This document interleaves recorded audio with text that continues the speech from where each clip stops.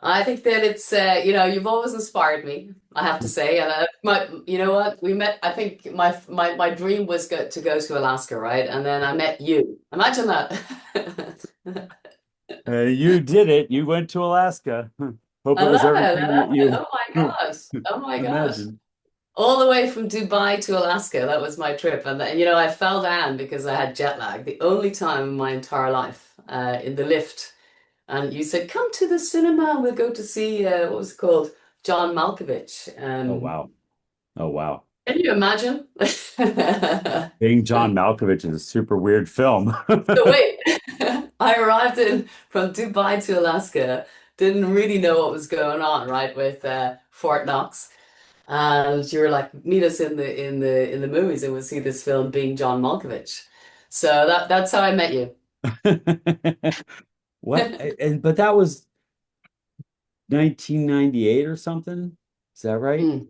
And so what were You you know what? doing I in didn't, I think in your book you said 1997, and I was like, oh my Okay. God, I'm really old. Yeah, but So, what Dubai didn't even have an airport then. I don't know, like what happened? How were you in Dubai?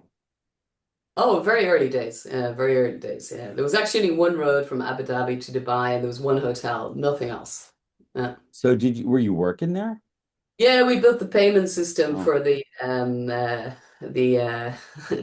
my it, job was to be project manager, right? So for the payment system for the principality issuing the wow. documents, birth certificates, and of course we'd be like, "What's the road?" You have to, it's Yeah, like right. there is no No road, Google right? Maps. Yeah. No, yeah, it wouldn't have mattered anay. Wow, what Anyway, a ride. I mean, that was yeah. I mean, you should have stuck around. It's all fintech all the time there now. Yeah, well, I mean, the thing is that you did challenge me about 15 years ago and say, why am I in Germany? So I'm actually, Mm, vision without purpose and action without a purpose is useless, right? So you're a man of both. And I felt very challenged at the time. yeah. I'm just curious really about, you told me in person and in your book that Saudi and Dubai are the places to be. Why would that be? Yeah, well, look, I've been spending more and more time there. There's nowhere in Earth that's perfect, but it's very inspiring to me to see a couple things. One, how can a how can these countries that as Americans we were raised to believe are mismanaged, Sure, sure, how sure. can an Yeah. authoritarian dictatorship be so great? They're doing Right. great job of leadership in both of those countries in a lot of ways, maybe not every way, but Yeah. you can see that they're really putting a lot, being very thoughtful about how they deploy their resources. They're trying to make the most of it. They're trying to build the future. They're not Mm. stuck in the past in so many ways. We think of them, Americans have this kind of cartoon vision of the Middle East in our heads. But if And you what, go what would there, that be in yeah, terms of the cartoon? How would you describe that in a I Simpsons way? mean, look, I mean, America on average, um, at least, with the exception of, you know, Jews visiting Israel, and at the exception of what's happened in Dubai more recently, like Americans just don't go to the Middle East. Everything we know about the Middle East is from, action movies where you got, you know, terrorists yelling Al Akbar or whatever, and with Mm. machine guns. Like that's all we know. Well, That's I think the entire would it be, education about the Middle East for an average American. So yeah, primitive to say the least. Yeah, would be it's the view. primitive. We're primitive. Uh, We're the ones who are uneducated. Not again, I'm not saying everything's rosy, but you should at least learn what you're talking about. And these are delightful societies, wonderful people. I mean, the hospitality is I mean, it just you couldn't find something like that in the US even. I mean, even in the nicest parts of America, which is like Canada, for example. People are really yeah. nice. I'm Hey, just kidding. hey, Um, but hey. it's it's just I think there's a lot of great things about the cultures. But for me, you know, that's just the baseline. It's like, wow, I had a misconception. Going there a bunch helped me to sort of, at least get an appreciation for those societies. But then the real kicker is these are places that are open for business, they're open to build. So I've been going because I think there are things that I think we could build faster in the Middle East than we can in the US. So Okay. that's what I see. That's kind of a tipping point, right? Because I think there's a point where you describe that innovation is constrained by a few things, Yeah. talent, resources, energy, and so forth. So my question would be, you don't really refer to the finance because funding is why I Yeah. know a lot of my friends have gone to the Valley. That's why I know a lot of people went to Israel and Israelis go to California. But now we're in it's transformational time. And the Arabs, Qatar, giving planes to Trump and so forth, making friendships and investing from sand, which was, a natural resource of oil, and transforming that into an economy which is Yeah. really first class, right? They're using their funds to Yeah. transform to prepare for the future. And you always say 100 years outlook, 20 years Yeah. sort of creation, Again, you're the first guy who showed me a 3D printer in Munich. Wow. Before yeah, I was, my whole friends they were enamored. I still have the picture actually. But there you are. I have a question, a simple question. So, who's your favorite airline? Oh, I Do you have mean, one? certainly Emirates comes to mind. Um, I don't really like them. I don't really like any airlines, but I've always had good experience on Emirates, on Singapore, the ones that they try harder. I don't think it's Right. that, a lot of the US airlines that I fly a lot have, you know, psychedelic economics, and so they just can't try very hard, I think, and they've Yeah. really declined. But it's great when you get to fly an airline that's got, you know, some other set of priorities. I don't know why. Yeah, service, I guess. Yeah. I don't know if the price quality Yeah. is how it is, but right, I like service. I like to be personalized service and to be taken care of, right? Much in line with where you're coming from. So maybe I can start with asking you, your mom traveled from, where was it, New York, Yeah. Yeah. New all the Jersey, way to to Alaska all looking the for way a to Alaska. fella. Yeah. Yeah. So going to a place where there was a lot of resources of what she needed at that time, let's say, right? There you go. She made the same pilgrimage as you, but 30 years earlier. I didn't come back with a fella. Uh, I don't know what happened. You had your chance. how many days do you spend traveling a year? I well, it kind of depends on the year, but I'd say on average, it's about half of them. Yeah. Okay. And in your role as futurist. Okay, I've never met anyone who's a futurist, and I love it, right? Except for you. People call me that all the time, but I think there's a professional futurist. I don't really know anything about it. They have charts and graphs and, some kind of frameworks for predicting the future. I don't have any of that. So I'm a I'm a reluctant futurist, I guess. Yeah, no, But but I'd like you to tell me a little bit about deep tech and where okay. you come from, because, whenever I speak to young graduates or older people like ourselves and even older, they want to develop an app, and you're promoting deep tech, right, to change the world and to make, to make a little bit of context here, you're talking about just like in Portugal and Spain recently, the power went off. So Oh, what happens when the power went off, Everything stops. mm-hmm. So you're looking at different sources. It's one of your key areas of energy and power, right? Yeah. Um, whether it's nuclear or so forth. Maybe give us a couple of Yeah. Well, there's examples. no app that's going to keep the power from going out. So you can make all the iPhone apps you want, but that's a class of problem you will not solve using just software. So when we talk about deep tech, that's basically the difference. Can you solve it with an app? No. Then I call it shallow tech. If you can solve it with an app, if it's something you can't solve with an app, that's deep tech. So, that's really how I would think about it. You could pick it apart more than that, but that basically covers it. And so I think of, like if you look at my life, I started out making, working on computers, making software, trying to put them to use. And I loved it. I did that for a long time. That's what I was doing when you and I met. But, Hmm.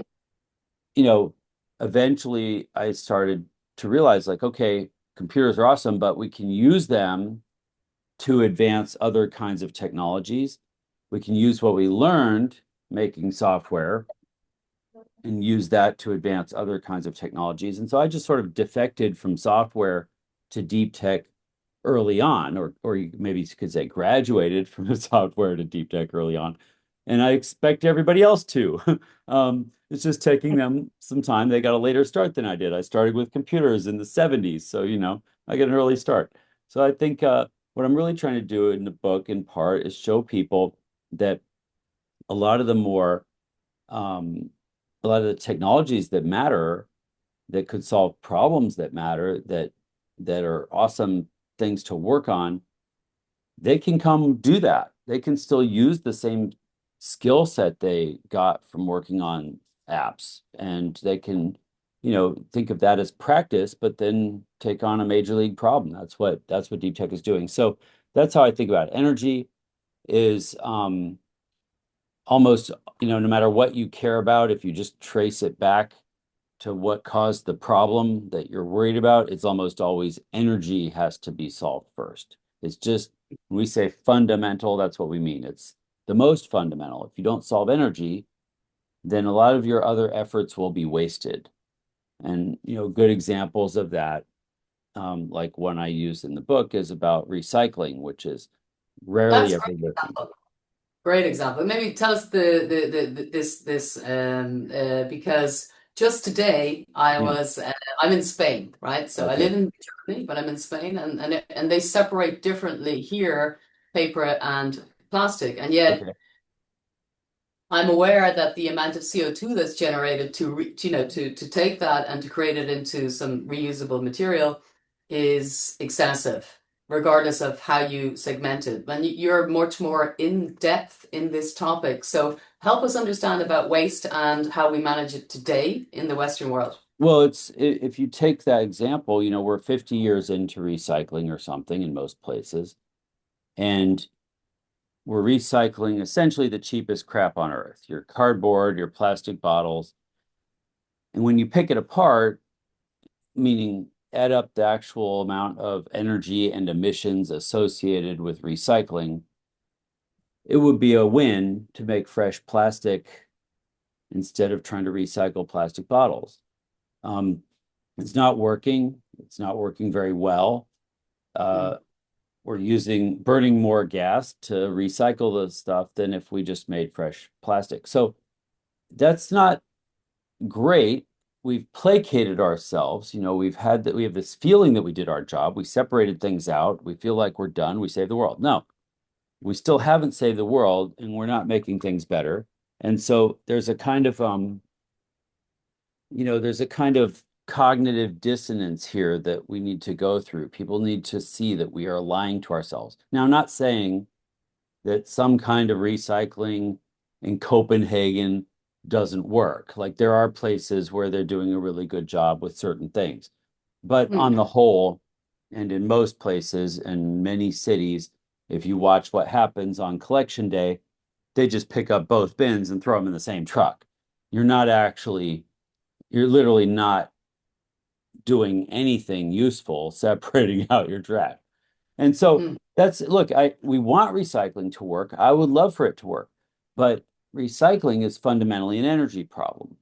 Where's the energy come from to collect, to separate, to melt down and, purify these materials? Well, that's got to come from somewhere. And if you're burning coal to do that, or you're burning gas to do that, you're not winning. So so that's why I say leads you back to energy. If you solve energy first, meaning do we have clean, cheap, abundant energy, and do we have it where we need it? If you solve those problems, then you could recycle. Sure. If you had a nuclear reactor, then you could recycle all day long. That would be great. but most I people remember don't. once So you told me about 20 years ago that you were looking at the waste of nuclear because you yeah, saw that as a possibility, and in the book you referred to that. Um, a lot of, all of these things are at the very beginning, right? And you're an advocate, as I understand, yeah, knowing you and reading your book, regarding nuclear in general. And that it's a misnomer to say that it's dangerous and this and that. But you advocate that the is it maybe you can describe it, lithium and so forth. But the waste of then creates banks and banks of waste that cannot be reused. And you were trying to look at a way of yeah, reusing that, as I understood it, if I'm correct. So maybe give us a couple of words on that. yeah. So all fuel kind of starts out as waste. I mean, you can burn cow dung, Yeah. you can burn wood. You wouldn't burn it if it was useful for something else or more useful for something else. Like you burn it. We don't have any other use for coal, so we burn it. Uranium, which is the metal, it's a metal, but it contains a lot of energy. And it contains that energy in the form of what we call radioactive isotopes. So this is a this is a molecule that wants to fall apart. Basically, it's huge. Uranium is super heavy, and it's because a single, you know, atom of uranium is just loaded up with neutrons. They're heavy. So what's happening in a nuclear reactor is we're taking this thing that's like trying to fall apart and we put it next to another one that's trying to fall apart and they sort of rattle each other and they cause them to fall apart. Neutrons fly out and we get a bunch of energy. We can talk about it more later if you want. But basically, a nuclear reactor is extracting this energy that's happening in nature. We don't know of any spots anymore, but up until the 60s or 70s, there was a natural nuclear reactor at this place called Oklo in Africa. And it just was fissioning, creating heat naturally in the crust of the earth. Like this is not a some is I mean, we figured out how to harness it and manage it and engineer systems to do it, but this is a natural phenomenon, fission. So um, so the idea anyway is that right now we dig up uranium, we create a nuclear reactor to put it in. We use that reaction to get a bunch of heat out, which we can turn into electricity. That's how nuclear reactors work. But the whole process is about 0.7% efficient, which means 99.3% of the energy from the uranium is still in it when we put it in a stockpile and call it waste. So the thing we think of as nuclear waste, and we have a lot of it on this planet, not just for making reactors, but for making bombs. So we have a lot of nuclear waste left over. That's just uranium. It's called depleted uranium, and not it's not unstable enough to cause the fission reaction. It's just, you know, it needs there's a lot of energy in it, but it's harder to get it out. So what you're referring to is, yeah, we tried to design nuclear reactors that could just take the waste and get the rest of that energy out. And Yes. that's what TerraPower originally did. So they have a design called a traveling wave reactor that can do that.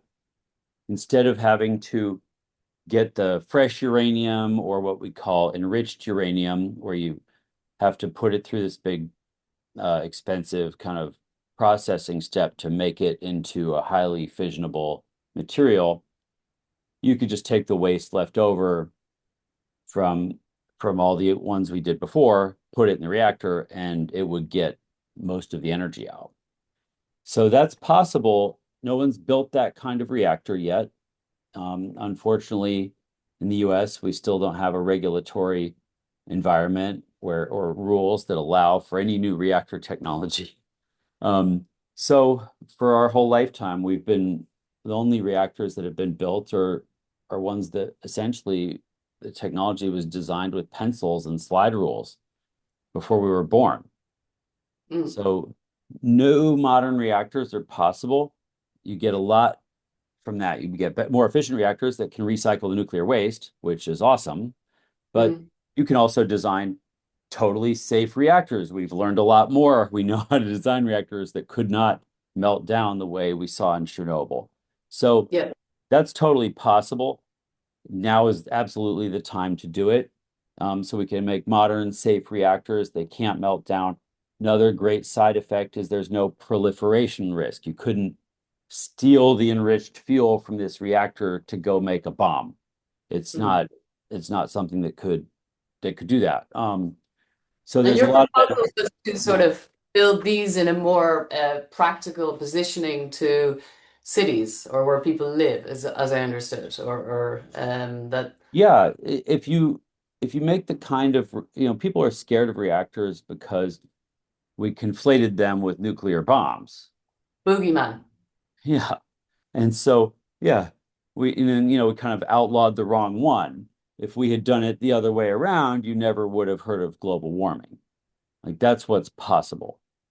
So So, just to make that very clear, so your hypothesis is if we focus on nuclear, which is not such a baddie or boogeyman as you describe, then there is much less heat that's generated at the end of the day to cause CO2, which is ruining our air and so forth. yeah, it's not the heat from power plants that's causing global warming. It's the heat caused by the gases in our environment, CO2 mainly, heating up from the sun. So the sun shines on the earth, heats, that's happening all day. All the heat on the planet comes from the sun. So the Mm, sun shines on the earth, it re-irradiates in the infrared spectrum. We got heat rising off of this ocean and off of the land.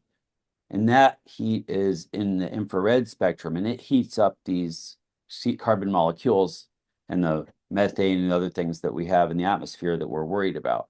So you would like to reduce the heating of the atmosphere. And mhm, so to do that, the ideas are basically to, all revolve around reduce the amount of these greenhouse gases in the mhm, atmosphere. The contention is that we've been increasing them, they're going mhm, up, so mhm. therefore they're collecting more heat and they're heating up the atmosphere. So humans are responsible for putting a lot of it there. Like But they're like, humans are also responsible for being part of um, participating in solving that problem, right? I mean, it's all right to oh, fail.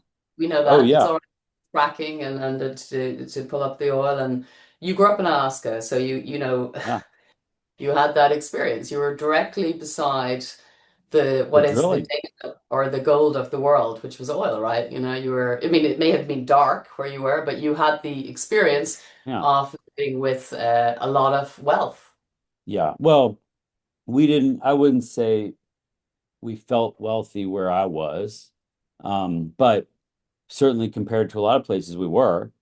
Alaska as a state was able to provide a lot of these resources. Now, you know, doesn't mean the money goes to Alaskans. Some of it does, but by and Yeah. large, uh, other people have figured out how to get most of the money out of the oil.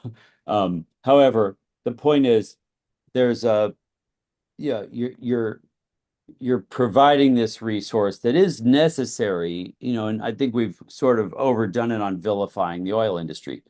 They may have done terrible things and had a lot of bad behavior, and we should totally get them for that. But, you know, when's the last time you saw an oil company advertise to get you to buy more gas?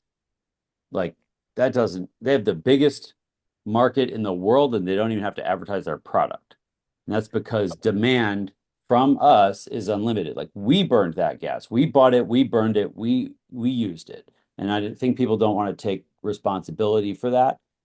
You wouldn't Well, I exist if think it weren't for the oil the industry. word demand in terms of awareness is really important because Yeah. what we as humans or as citizens of the world are being exposed to is what is being produced rather than what is the demand, right? Oh yeah. And this is a key, this was one of the key takeaways that I took from your book, and which I hadn't really recognized in such Mm, simple terms, right? So maybe mm, you can talk about the demand that's expected in relation to how many humans live on Earth right. and what we're doing right That's now. one of the things that really got to me. When we started working on nuclear reactors, it was after thinking maybe we could invent better batteries or solar panels or something to help with energy. And then what we did is we just sort of added up how much energy is needed.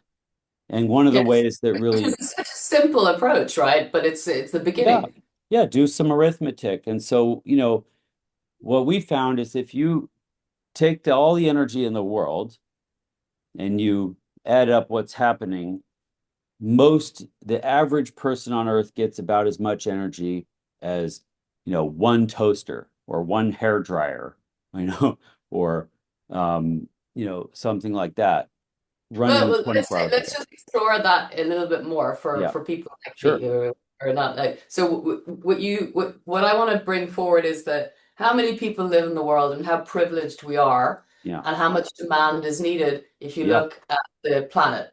So yeah, you know the numbers, so maybe you can help us. sure. So you got 8 billion people. Americans on average get about 9 toasters worth of Yeah. energy. So, that's call it 400 million people who get almost 10 times as much energy as the global average. I mean, 3 billion people are living on less than one toaster. This is very key. This is That is very important. key. Yeah, that's where the rubber meets the road. So what it means to me is that we made all these people, we did not make the energy needed to help them thrive. And so I take that very seriously. So when I look at what is energy demand on planet Earth, energy demand is about 10x global energy production right now. And that's forget about AI. That's not even counting the new things people think they need energy for. Just even without that, we need to 10x global energy production in order for everybody to have at least the living standard of an American. Yeah, and I think this comes to your value system. So, we're in a transformational time of displacement. So, number Mhm. one topic is immigration in the world, Yeah, people moving. So, why do people want to move? They want to move to have a better life. They want to have the stuff that you and I have. And why not, right? I mean, right. you have, we'll come to that later, lots of experience in Ethiopia and so forth where people are happy. You can't compare the happy scale to the value scale. And Yeah, yet we are in this kind of milieu, if you like, of where we have a lot of information, maybe over information. yeah, And in order to activate people to be part of the change of, because I believe there's going to be displacement of people in the workplace as we know it in the next year, in the next 2 years, in the next 3 years. Like yeah, I would guess massive displacement. So this can cause a conflict because if you take away something from a person, whether it's, a job, particularly a job, and you talk yeah, about Maslow and so forth. So if we combine these topics in terms of values, in terms of purpose, and displacement. I mean, yeah, I welcome personally an investment banker with a great brain or yeah, a lawyer with a yeah, great brain to invent stuff. I welcome yeah, that. I've yeah, always yeah, wanted that. yeah. So maybe talk a Well, little bit about. I think you're, yeah. So this is actually very interesting because it's kind of two sides of the same thing. You could be somebody whose, whose job's disappearing to, you know, economics or technology or something. A designer or a Sure. lawyer or Right. You might be one of those people. And it really sucks that you don't get to keep having the career that you invested in to date. Or you could be somebody who never had that chance in the first place. sure. Right. And so I think if you're one of the latter, you're in a place where your options are either try to get the resources from the people who have them. Mm, That's energy mostly. What are all these wars about? They're about access to energy, control of energy. So yeah. you're going to either try to go get it from the people who have it, or you're going to try and join them. That's migration, right? Go where the energy is, where the Hmm. resources are. And Hmm. you might be a lawyer in uh I don't know, Syria. you could be a lawyer in Germany who just lost their job, or you could be somebody from Syria who's like, there's so many jobs in Germany. um, and so your perspective is totally going to be shaped by where you're coming from and where you're going to. What I'm trying to do is say, look, these problems always exist, and we certainly want to be very compassionate in every case about how do you help somebody who's struggling. But if we want to solve these problems and make a real big difference, you have to go to a higher level and look and say, okay, how do we solve this problem at a global scale? And you're not going to solve migration. You're not going to solve poverty. You're not even going to solve the problem for the lawyer in Germany if you don't solve energy first. And so Yes. I'm trying to say, what are the ways that we could 10x global energy production? And what would that world be like? Mm.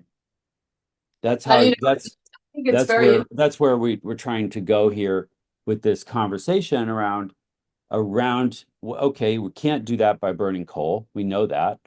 We can't get there by burning gas. We can't 10x those things. Solar panels have a limited ability to help us out in the middle of the night. So what well. else can we bring to the table? 7% cloud coverage I read in Ireland, 90% cloud coverage I think in Ireland and in Germany. And I'm like, why is my brother-in-law investing in solar panels? And their battery size is far too much for their needs and so forth. So the system, and by the way, Ireland and Germany are very high in terms of the cost of energy, even at the moment. Yet, people are kind of being pulled to, but solar is not the answer, is it, Pablos? Oh man, don't get me started. Okay, I'm Please. started. Here's the here's the thing with solar. You know, It's very solar important. panels are a miraculous invention. They're amazing, very efficient. We get free energy from the sun every day. However, they suffer from really two big problems. Mm, Clouds, as you mentioned, yeah. nighttime. These are seemingly intractable problems. We don't have any idea how to get rid of either. So Fact is, they will always exist. Even well, okay, with climate change, we'll see. I We'll think see. you're right about that. So the dream with solar panels has been to build batteries. And Mm, and batteries are still a dream. You know, at least there's no battery that can store energy from the summer to the winter, which is what no. you would need to do in Germany. And so Germany did this really strange thing, which is they just went whole hog on solar. And so Yes. they have deployed probably, I think, 70 or more gigawatts of solar at this point, which is astounding.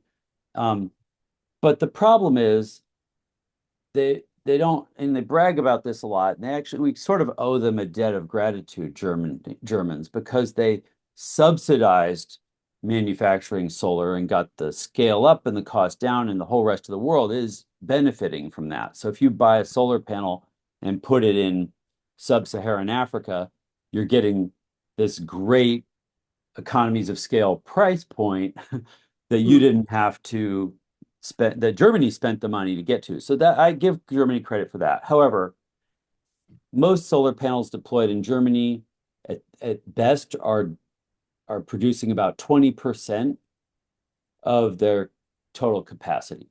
So if you put 10 gigawatts up, you're getting two. You're paying for 10, you're getting two. And that is in the summer. In the winter, in Germany, the sun don't shine. no. So they're getting a capacity factor that's around 2 or 3%. So you pay for 10 and you're getting a couple hundred megawatts. Pay for 10 Mm, gigawatts, you're getting a few hundred megawatts. You're not getting what you paid for. So we're not, nobody ever talks about this. You don't read about this in the press. They're only talking about 70 gigawatts. So we're really lying to ourselves about solar as a solution for Germany and by extension most of Europe. There are places where solar can be very helpful. Germany mm, is not a place where this is going to be a solution. And so to save the world, Germany shut down their nuclear reactors, built solar panels, and it didn't work. So they've been buying gas from Russia and importing forests to burn in their old coal plants. And so look, um, it's not a powerhouse. it's not Uh, a um, comprehensive solution. So we got mm. to course correct. And you mentioned the Germans are or were when you were a kid great engineers. Yeah, the smartest people on earth were German engineers when I was a What kid. do you think happened? I just think, look, I mean, look, I could only speculate. I've heard all kinds of stories about how, you know, Russia ran propaganda campaigns with the Greens in Germany to get people to want to shut down their nuclear reactors. Who knows how it happened? You would have a better sense than me. What I can tell you is, what has happened is suboptimal. So it's okay. It's not too late. We want to just stop telling ourselves these stories that are untrue about the potential for solar. We want to tell ourselves better stories about what's possible with nuclear reactors, and we want to start, making better decisions. And that's going to go a long way. That's not the Yeah. only solution. I think nuclear reactors are the most practical, scalable, clean, safe thing we can do right now. And we're trying really hard to make better reactors that are easier to deploy and things like that. Um, but we have other things in the works. We're working on putting solar farms up in space. Yeah, that could be the solution because I mean, I think the idea, and you referred to Jeff Bezos, right? And in terms of a visionary and a person who puts his money behind his ideas. Yeah. He wanted to create a living kind of forest, if you like, on Earth, right? And maybe you can just talk about that a wee bit. Well, people misunderstand Bill what Gates Blue as well. Origin. I don't want to put them in the same boat, but these are people who have invested millions with the same vision. Oh yeah, more than that. Yeah, Billions, the sorry, I mean. idea for the space programs right now. So I got to help start Blue Origin, but the idea there has always been to try to get humans to be able to evolve past where we are. So we want to turn space initially into kind of a heavy industry zone. Maybe some of these things that are damaging our environment here, we could do them in space where there is nothing to damage. Turn Earth into a wildlife refuge where, Uh-huh. where really it can be thriving in its natural sense with less damage from human activity. And in the long run, we're going to need some kind of plan B because Earth is just going to melt into the sun if something else And doesn't get us four, first. 4 million years, or how many? What's the prediction? I, I have to get astronomers power. vary, I but have it to could get be, power, Pablos. oh, you're running Go out of ahead. power? No, no, no, go ahead. Just bear with me. I'm talking Yeah, to you. I'll no cut it problem. anyway. Yeah. No, it could be in 40 million years or less. I don't know. Which most people probably aren't worried about that kind of time scale.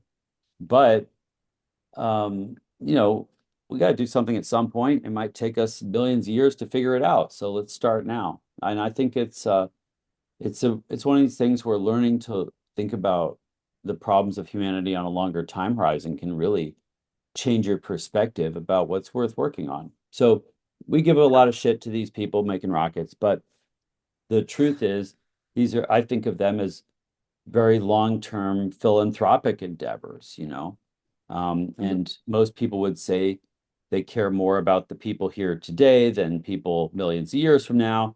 I get that. You can choose to do whatever you want. I think we got 8 billion people. A few of them can go work on building rockets and go into space. It's not such a problem. No, I mean, it's kind of a dream, isn't it? When you look around. Yeah, Uh, and maybe let's move on to health as a topic. And I sure. know that one of the purposes of was it intellectual venture labs, or what's right from you were there at the very, very beginning, I believe, in Seattle. Like Yeah. I would have loved to be you, right? And Yeah, I wish one you of the were. first projects. Yeah, well, the idea there was to, say, okay, Silicon Valley's taking care of making all the apps. We don't need to do that. Who's taking care of inventing new technologies that could go other places and solve bigger problems? And so we built a lab just to work on invention. And that's a little Mhm, different than research and certainly much different than startups and entrepreneurship. So invention is kind of the part in the middle where you take the output of research mhm, and map it to problems. Does this new discovery change anything humans do? Can we mhm. do it faster, cheaper, better, maybe more humane?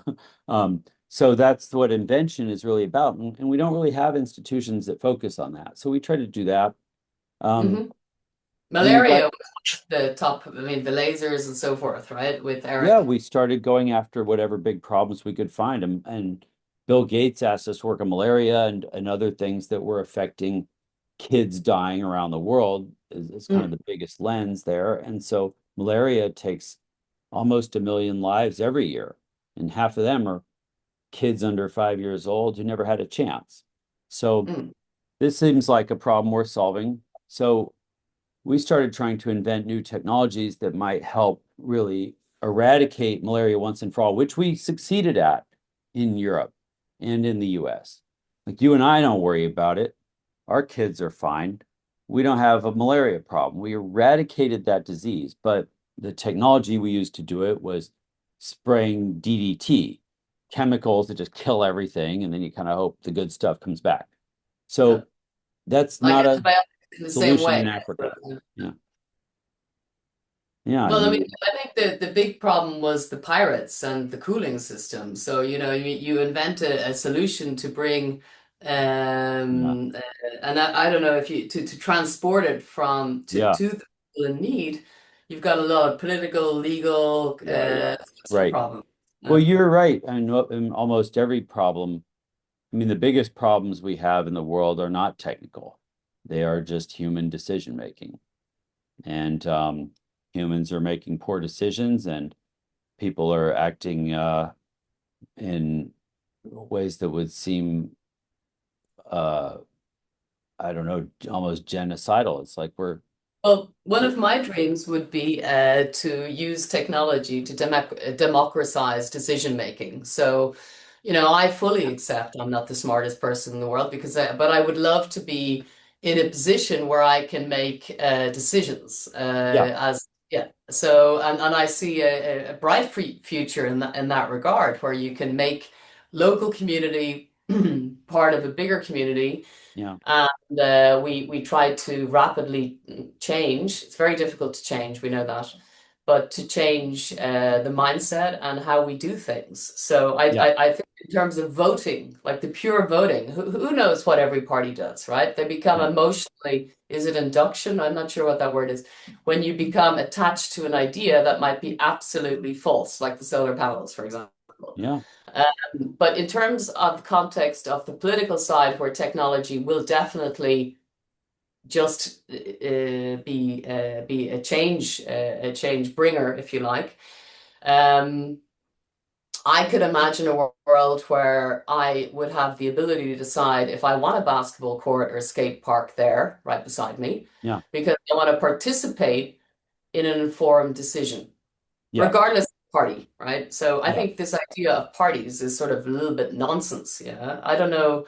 Yeah, I mean, I'm All of making stuff up here, but I think the democracy didn't work very well either. Like if you have like you wouldn't run a company as a democracy where no, everybody votes because as a decision-making methodology, it's not really that great. Lots of people who might want the skate park instead of, I mean, who wouldn't vote for a skate park instead of a nuclear reactor besides me? Like, yeah. like everybody would rather have a skate park than a nuclear reactor, much less a coal You're plant. But so that might, cool, Pablos. You're so cool. You're so cool. but what Scary. might be needed is not necessarily what the general populace would vote for. So I think Yeah, the idea of a representative democracy where I say, okay, who's the guy who can represent my interests, but actually dig in and make better decisions? Let's vote for him. That's not what's going on anywhere in the world, as far as I can tell, but that is kind of the idea. And yeah. so I think we have to evolve our governance systems to a point where what's happening is the decision-making process is incentivized to be high quality and probably uh, on longer time horizons and for longer strategic benefit. And we don't Mm. have that right now. We really don't at all, at least where I come from. And so that's kind of goes back to what Kind we of talked about political earlier, which is system is in dictators are conflict. very efficient. you know? Benevolent governments in like in Yeah, Saudi and in they you know they have, yes, they have a self-interest, but they have a yeah, community interest, yeah, right, to provide for the future. So yeah. you know, benevolent leaders perhaps could be the way forward if there's transparency, right? And Well, it long seems term. like they're good, so occasionally, like right now, where we've got stellar leaders, I'm not so sure their grandkids are going to be so great. You can kind of see that. I don't know how, like North Korea probably started out with a pretty benevolent dictator, and who, but his descendants have kind of taken off the rails. Probably there's other examples of that. So, and we see a lot of warlords and shit in Africa not doing so well.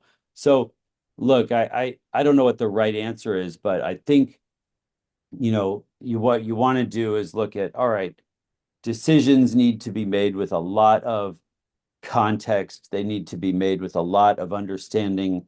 They need to be informed with a lot of data. And guess what is really good at handling all that? Computers are Com good at that. So if we just team up, I'm not saying hand the decisions over to the computers, but at least Mhm. ask these computers to tell you like what might happen if we put a skate park there. Yeah. What might happen if we build a nuclear reactor instead? And just let it show you your possible futures, you know, Uh, and we're not doing that yet. And I think that's, we've been doing that in Sim City, like we do it in video games. Why wouldn't we do it why wouldn't we use Sim City in the real world?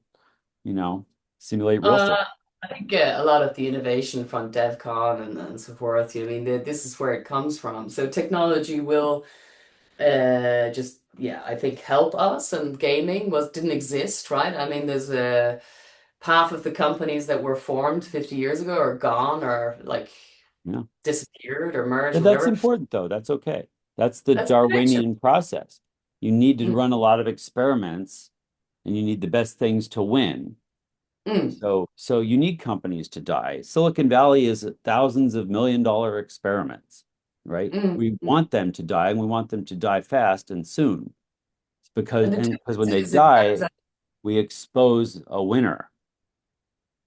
I think the the mindset there is, I mean, certainly there's something. I mean, I was in San Francisco for the first time in Mm, November, and the landscape and the people, and they're attractive. But more than that, if you fail, you yeah. are then considered a hero, so to say. You know, you've learned Because you you've tried, got you took on a you've hard got. thing, you helped us move civilization forward, if not your company.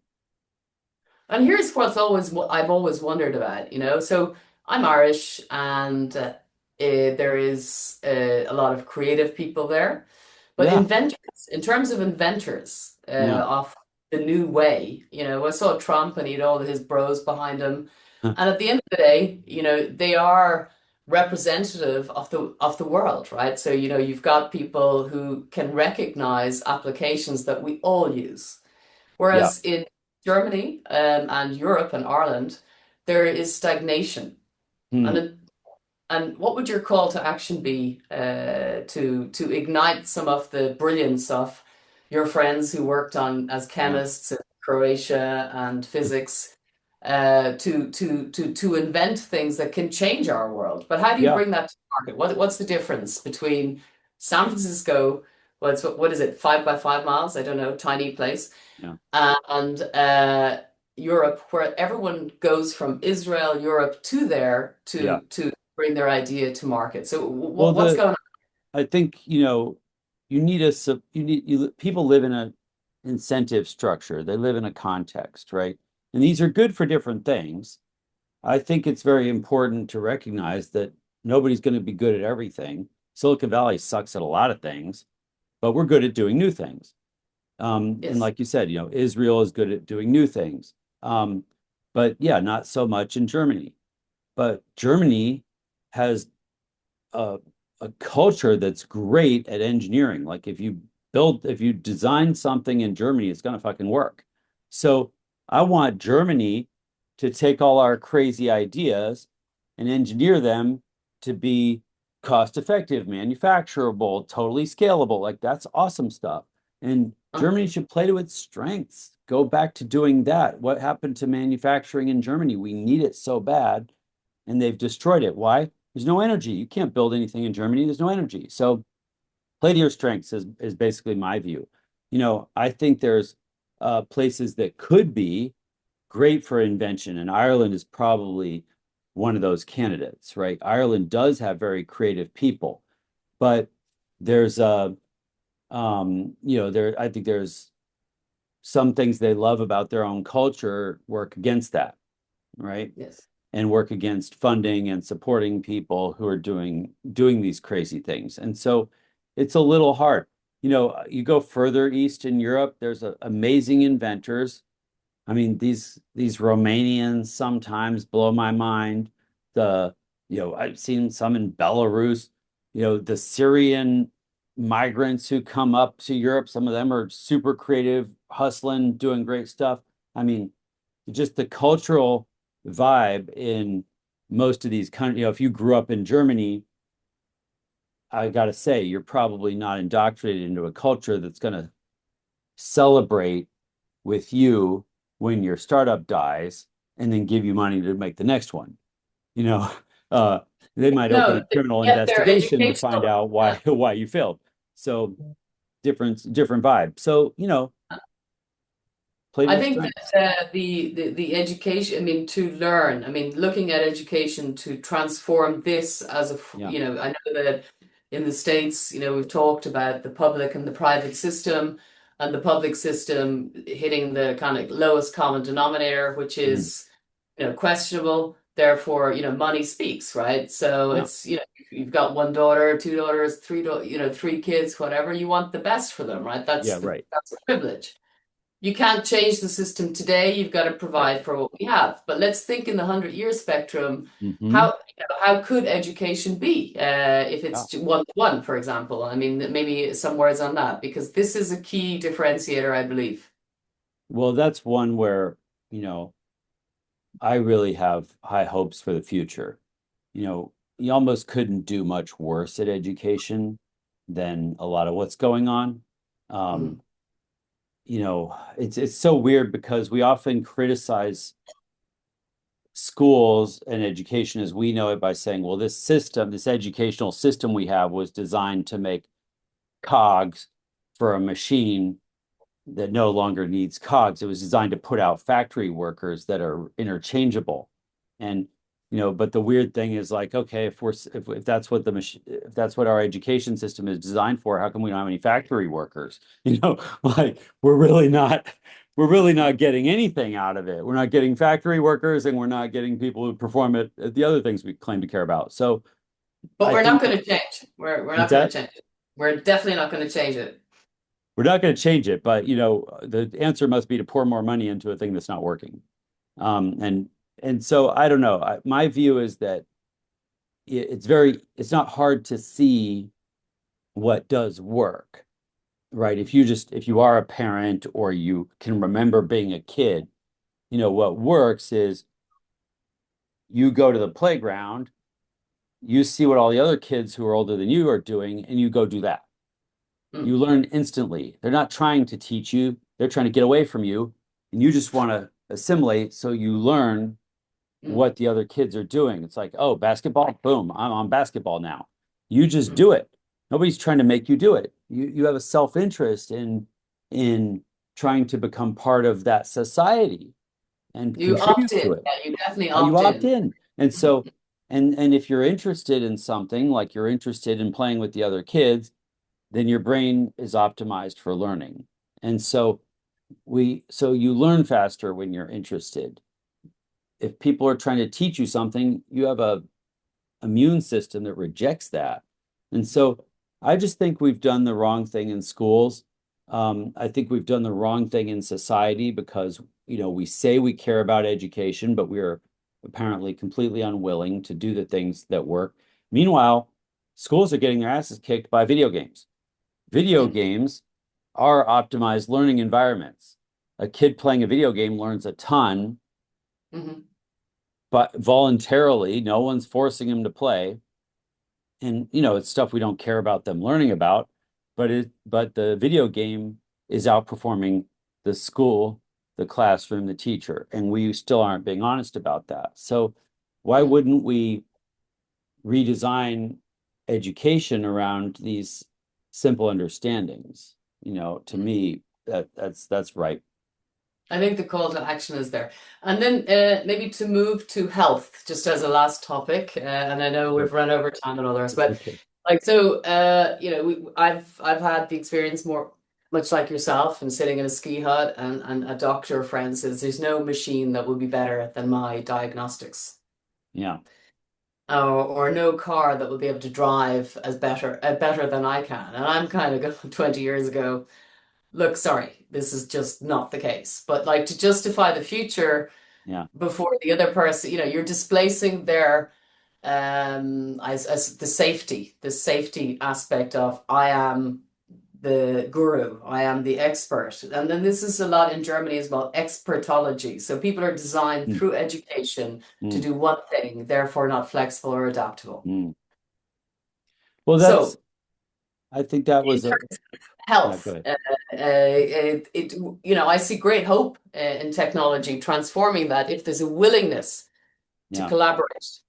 So as I see it as an individual right now, you have to drive the process in Germany. So let's say I have a sore throat, could be Yeah. caused by my eye, but the eye doctor wouldn't be connected to, Yeah. let's say, my throat. Therefore, Right. they wouldn't even give me a lead into that direction. So I would like to see a system of personalization, whether it's medication or diagnostics. Yeah. And I would imagine through compute value of where we are right now, it's we're closer to being there, right? To Oh, preventative medicine like cancer and so forth. What's your take on that?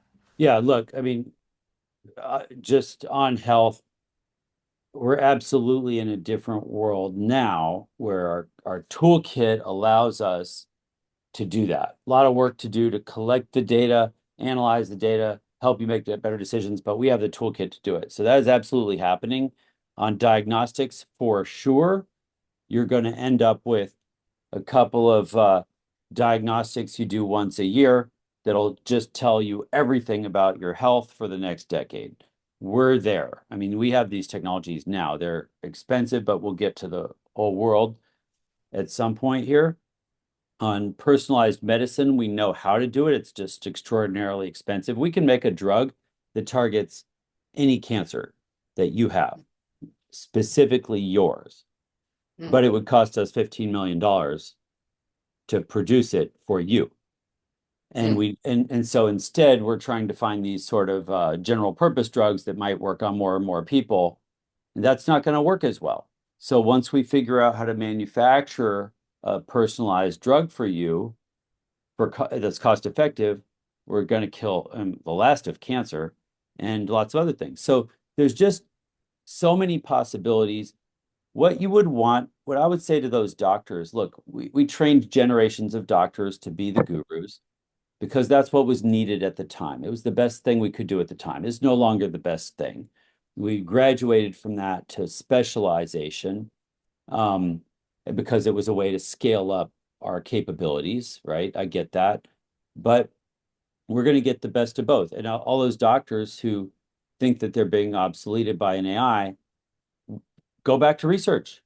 That's what we need you for. We need you and your knowledge and your creativity and your skills to be able to help us figure out what's the next thing. There's so much research to do that computers can't do right now because we need to cut things open, pipette things, sew them back up, like all these things that have to be done.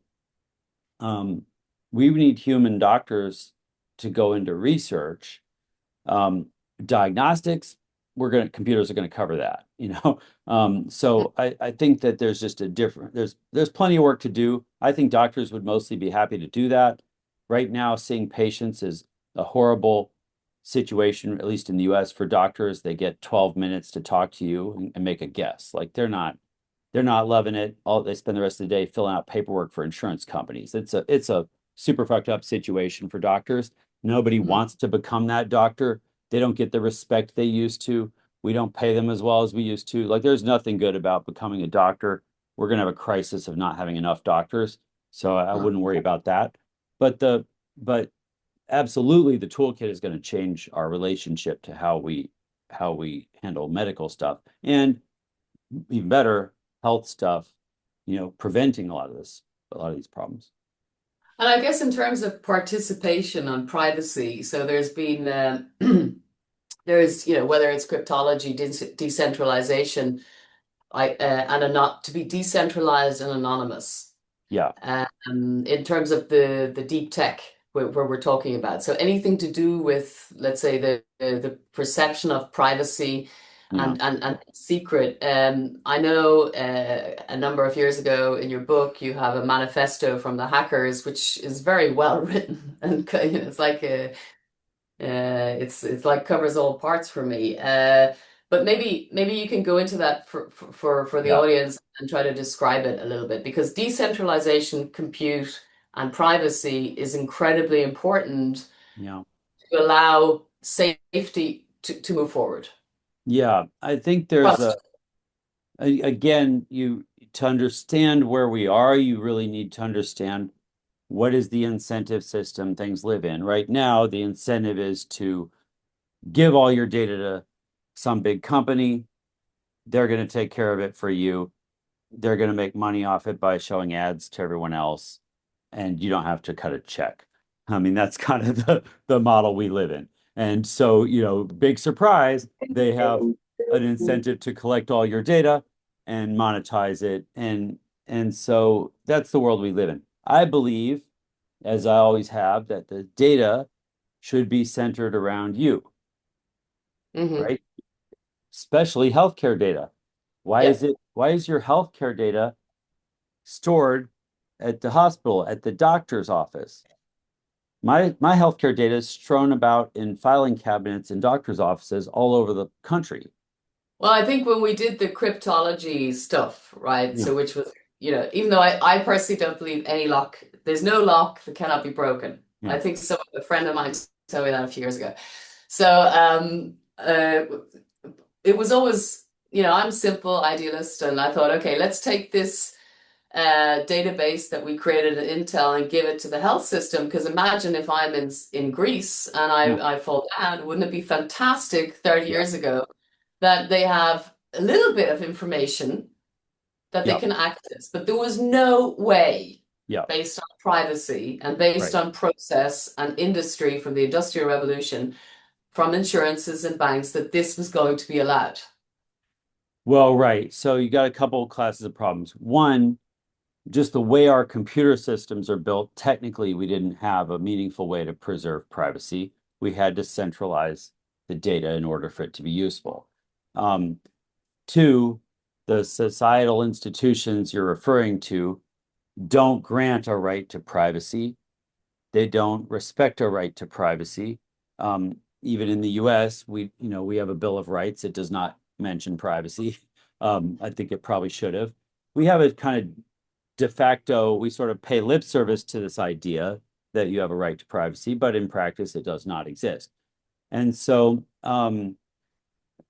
what I think will happen in the long run is we'll realize that we screwed up. The world will realize that societies and people can thrive when they do have autonomy, they have privacy, they have independence, they have sovereignty in and amongst themselves, and we build the tools to respect that, right? So we build our computers to respect privacy. Now, cool thing is that has changed really in the last 20 years is we've developed that cryptography toolkit to the point where it really can allow us to build those things. We can build a decentralized database. We could build a database where you have your data, I have my data, You we can't each see it. control that.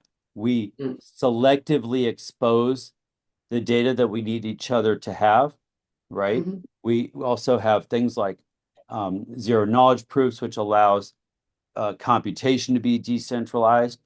And we have homomorphic encryption, not great, but coming, that will Mm. allow us. So in a homomorphic encryption system, you could give me encrypted data.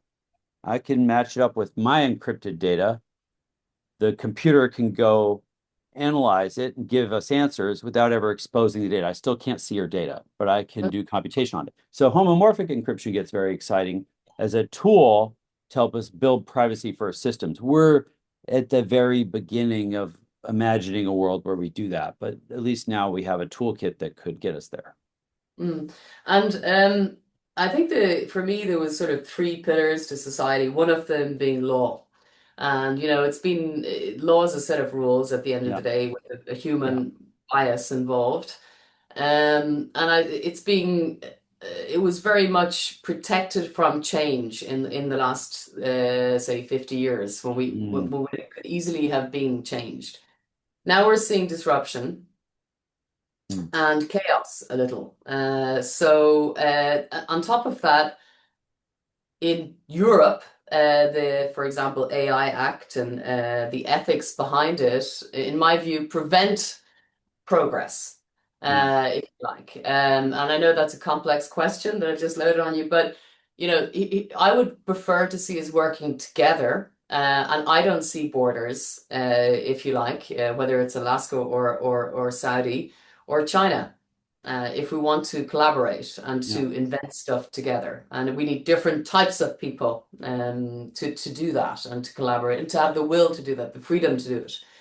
yeah. Um, I do feel that there's a lot of investment in a mindset to create a legal system here to maintain it that's not necessarily good for humanity for 2025. I don't know. I'd like to get your view on that. Well, look, um, you know, I'm not so impressed with what Europe has chosen to do. I think it's kind of a economic suicide for them that's playing out.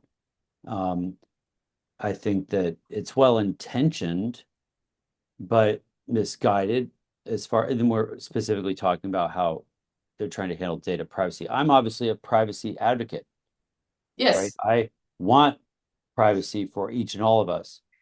Mm. But what that means is give me the choice. Let me choose to give my data to this company. Let me Mm. choose to give my data to Facebook. I gave all my data to Google because they give me cool maps. To me, that was a fair trade, right? Like I still get that choice. Um, and if you want to help, we don't need more laws making it harder. What we need is more tools making it easier.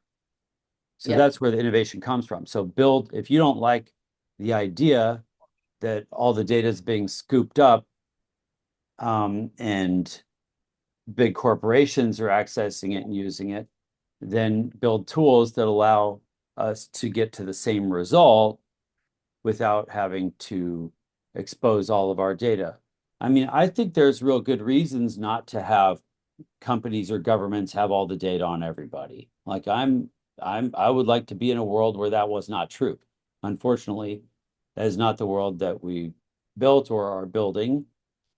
No, I Um, think it's fair to yeah, say that advocacy to privacy and yeah, yeah, the will to want to have reduced legal yeah, restraints is they're not yeah what I would say. I think that privacy is important and to be anonymous, and there's no way that I would ideally want the state to know. So the dark web, there's a parallel world out there. I'm not sure how many people are using it. This is a different, so that's a different conversation. I don't know how often you enter the dark web. uh, not it's not something I need, but I'm happy that it's there. Yeah.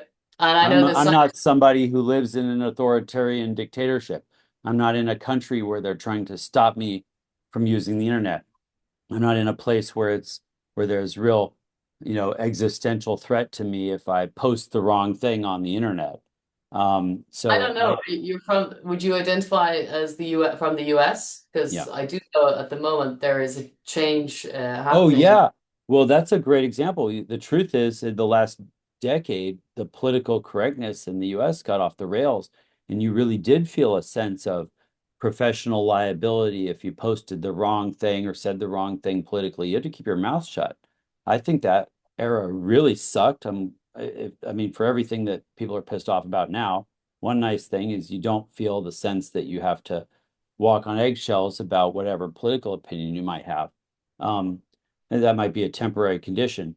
But yeah, I think the point is we're kind of getting off on a rabbit trail here, but the point of something like the dark web isn't just to let people buy drugs on the internet. It is to make a level playing field so that you could publish safely whatever whatever you think matters. If you're in a regime, if you live in a place where it's life or death, if you publish the wrong thing, or if you expose the truth, or you post a video of what's actually happening, or you name names about who the bad actors are, then these are the tools that help you. So I think dark web is very important in that sense. Now, the trade-off for it, of course, is that you know, people get to do all kinds of dumb shit that you don't get to stop them from doing, and you don't get control of it. But it is a way to preserve freedom. Yeah, freedom is key, and I think the we haven't touched on salsa and dancing and all the stuff, the good stuff you worked on, and There's a see lot on in that book. Ethiopia, but I think we'll maybe wrap it up. And I guess yeah, vision without action is a daydream, and action without vision is a nightmare.